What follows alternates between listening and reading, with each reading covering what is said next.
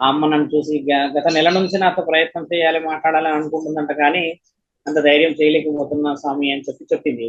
చెప్పింది నాకు ఫోన్ చేసి, మొన్న ఇలా నాకు పెళ్లి విషయం జనవరి 1 రోజు కట్టి కేక్ కట్ చేపించి తర్వాత నన్ను శారీరకంగా కూడా ఇబ్బంది పెట్టిండు అని అంటే, నేను శారీరకమైన విషయాలు ఎలా ఉంటాయమ్మా, అలా ఉండయి కదా అని అంటే, లేదు స్వామి, ఒక పురుషాంగం మాత్రమే లేదు కానీ చేయాల్సిన పనులు అన్ని చేసేస్తున్నాడు ఆయన. అట్లా మమ్మల్ని ఇబ్బంది పెట్టాడు, నన్ను చాలా ఇబ్బంది పెట్టాడు. నేనేం చేయలేని పరిస్థితుల్లో ఇప్పుడు నేను ముందుకు రావడానికి గల కారణం ఏంటంటే, ఆ వర్షిని పెళ్లి చేసేసుకున్నాడు. వాళ్ళిద్దరు ఇప్పుడు ఎన్నో వీడియోస్ చేస్తూ పోతున్నారు. నేను ఫోన్ చేస్తే నా ఫోన్ అంతా కట్ చేస్తున్నాడు, నాది బ్లాక్ లిస్ట్ లో పెట్టేసిండు. ఇప్పుడు అమ్మాయిని డబ్బుల పరంగా వాడుకున్నాడు, ట్రాప్ చేశాడు, ఆశ్రమం గురించి ఏదో మాట్లాడాడు. ఇవన్నీ చేసిన తర్వాత ఇప్పుడు ఈ అమ్మాయి ముందుకు వచ్చింది, కొన్ని విషయాల వివరాలు చెప్పింది, ధర్మ ప్రయత్నమైన విషయాలు చెప్పింది.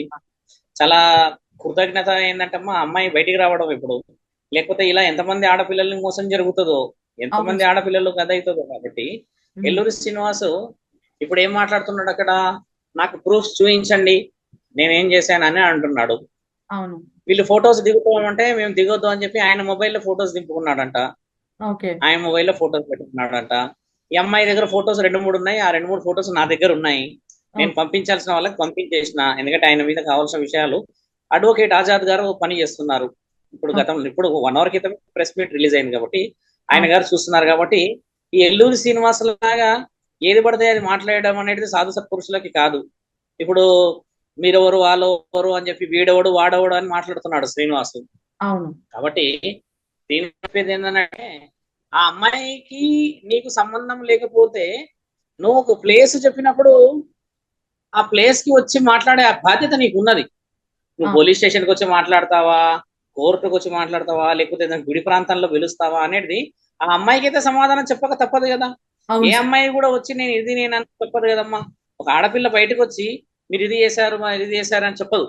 కాబట్టి ఏంటంటే ఆ అమ్మాయి బయటకు వచ్చింది, అన్ని డాక్యుమెంట్స్ తో వచ్చింది, ఆ డబ్బులు దగ్గర దగ్గర 3 లక్షల దాకా ఇచ్చినాదన్న డాక్యుమెంట్ ఇచ్చింది మనకి, ఈ ప్రూఫ్స్ అన్ని ఉన్నాయి మన దగ్గర. కాబట్టి నేను అనేది కూడా ఏంటంటే అమ్మా, శ్రీనివాస్ ఇప్పుడు అంత గట్టిగా అరుచుకొని వాళ్ళని వీళ్ళని తిట్టాల్సిన అవసరం లేదు. ఆయన అలా చెప్పడం చేతనే బుడంకాయలు దొంగ అవ్వాలంటే భుజాలు తడుపుకున్నట్టే ఉంది, అంతేగాని నువ్వు నీతి నిజాయితీ పరుడు అయితే ముందుకు రావాలే కదా. నువ్వు రాకుండా ఎక్కడో గాలిలో పోతున్న వీడియో ఎందుకు తీస్తున్నావు, ఎక్కడో పరిగెత్తుతున్న వీడియో ఎందుకు తీస్తున్నావు? ఇవన్నీ వీడియోలు తీయకుండా ధర్మంగా న్యాయంగా ఒక చోటుకి వస్తే ఈ అమ్మాయి వాళ్ళ మామయ్య వస్తాడు, ఇంకా కొంతమంది బాధితులు ఉన్నారు వస్తారు, ఆ డబ్బులు వేసిన వాళ్ళు ఉన్నారు వాళ్ళు వస్తారు, వీళ్ళందరూ వస్తారు, వర్షిని వాళ్ళ అమ్మ నాన్న వాళ్ళ అన్నలు వాళ్ళందరూ వస్తారు. వీళ్ళందరూ వచ్చినాక నువ్వు నిర్ణయం తీసుకొని నువ్వు న్యాయం అయితే నువ్వు న్యాయంగా నీ త్రిశూలము నీ రుద్రాక్షలు పట్టుకొని పొమ్మని అంటున్నాం మేము. అంటే నువ్వు ఈ ఇష్యూ అంతా వర్షినికి తెలియదు అంటారా? వర్షిని కూడా ఇప్పుడు శ్రీనివాస్ తోనే ఉంది కాబట్టి తెలుసు.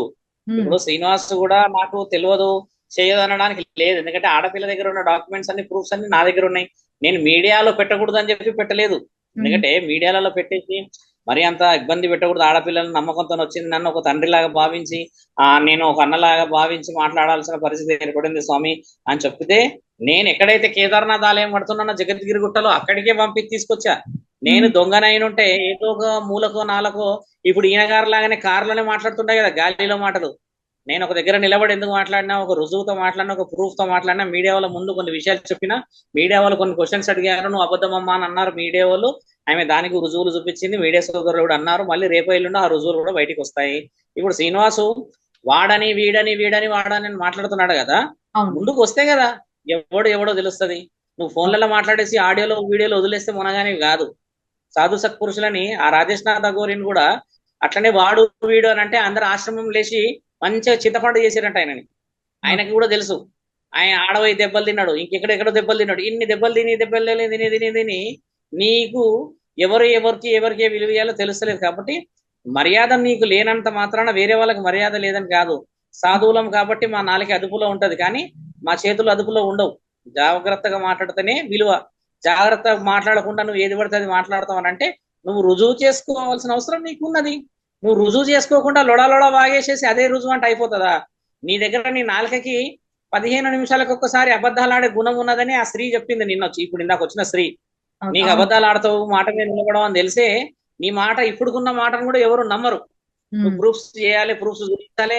రేపటి ఛానల్లో చాలా మంది వచ్చి అడుగుతారు మిమ్మల్ని, మీరు ఛానల్లోకి వచ్చి చెప్పాలి. లేదంటే మీరు రుజువులు ఆ అమ్మాయికైతే చేయక తప్పదు కదా, నువ్వు నాకు రుజువు చేయకు, మిగతా వాళ్ళకైతే రుజువు చేయాల్సి తప్పదు కదా. ఇద్దరు కాబట్టి అమ్మాయిలు ఏంటంటే ఉన్నారు. రుజువులే